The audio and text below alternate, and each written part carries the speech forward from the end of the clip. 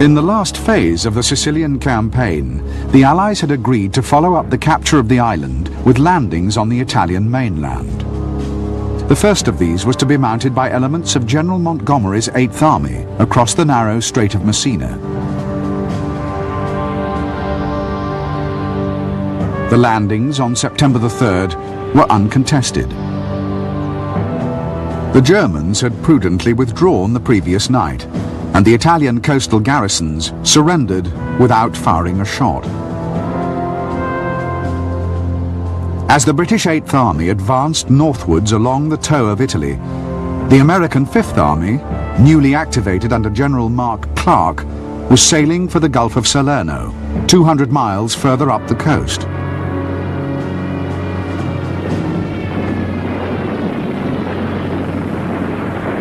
During the voyage, the invasion fleet was attacked intermittently by German bombers, and its progress was clearly being monitored by the Luftwaffe. But Allied commanders were confident of a successful operation.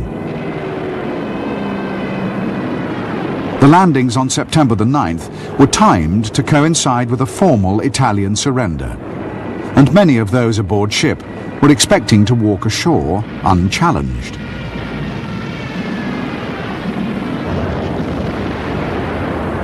Their confidence was soon to be rudely shaken. When the first assault craft hit the beaches, the invaders suddenly found themselves under heavy fire. In the preceding weeks, Field Marshal Kesselring had deployed elements of 8 German divisions in southern Italy and had moved quickly, seizing control of the country and disarming the Italian army.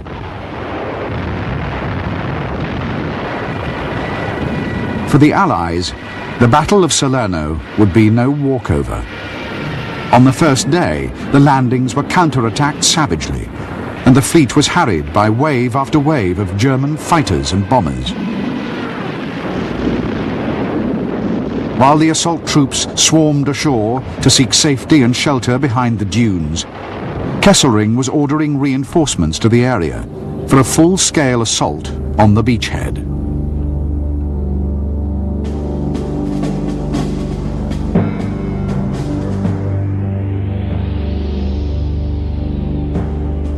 On September the 8th, 1943, the German 10th Army in southern Italy consisted of 8 divisions. 2 of these, the 26th Panzer and 29th Panzer Grenadiers, were withdrawing slowly northwards before the advance of the British 8th Army, and the 1st Parachute Division was deployed near Bari on the Adriatic coast to secure the line of retreat. The 2nd Parachute Division and the 3rd Panzer Grenadiers were in Rome, ready to seize power in the event of an Italian defection. The Hermann Göring Panzer Division and the 15th Panzer Grenadiers were refitting near Naples, leaving only the 16th Panzer Division at Salerno to face the American 5th Army's attack.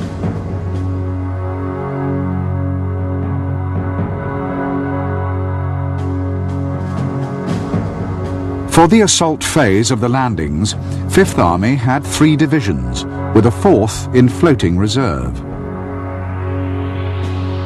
Their primary objective was to secure a firm lodgment and then drive north towards Naples, which they expected to enter on the 3rd day.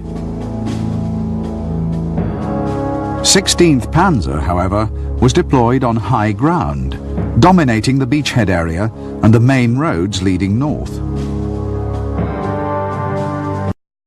Today, the Allies achieved only a shallow beachhead, far short of their objectives.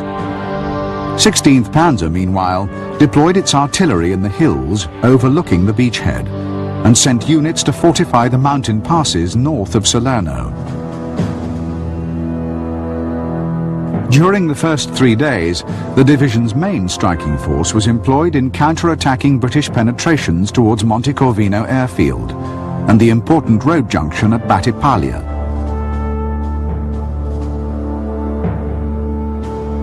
On the 12th, the German defences were strengthened by the arrival of the 29th Panzer Grenadiers, and elements of the Hermann Goering Panzer Division took over the defense of the northern passes. On the same day, the Germans recaptured Battipaglia, which had now changed hands 4 times in as many days. On the 13th, they launched an attack down the corridor of the Selle River, driving to within a mile of the shore.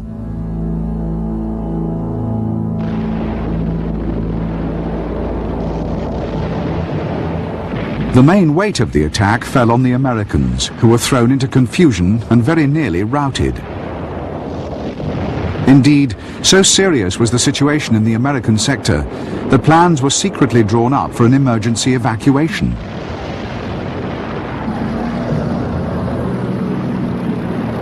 This was only averted by accelerating the build-up of reinforcements in the beachhead and by calling for support fire from the warships.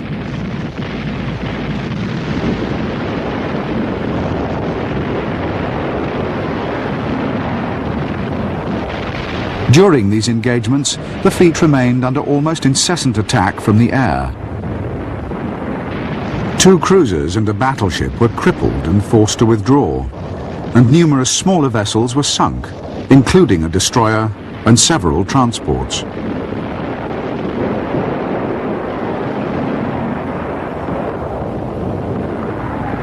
On the following day, the Germans attacked again, but the line held, thanks to coordinated action by Allied ground and naval forces and strong support from the air.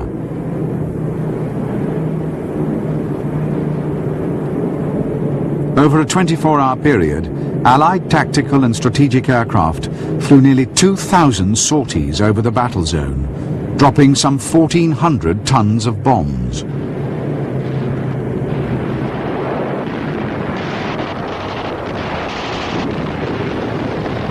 By the 15th, the crisis had largely passed. Allied reinforcements continued to pour ashore, and the beachhead was steadily strengthened and pushed out. On the 16th, German resistance in the American sector slackened significantly, and advance units of Clark's Fifth Army met up with forward reconnaissance patrols from Montgomery's 8th, which had been pushing steadily northwards against determined German rearguards.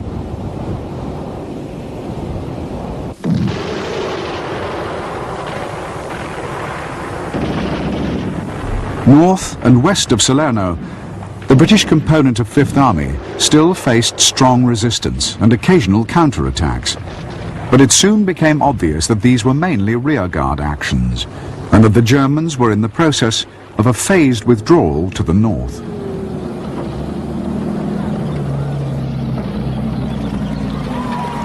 The arrival of 8th Army brought the Battle of Salerno to an end and created a broad front across the Apennine spine of Italy. But the Allies had achieved far less than they had hoped.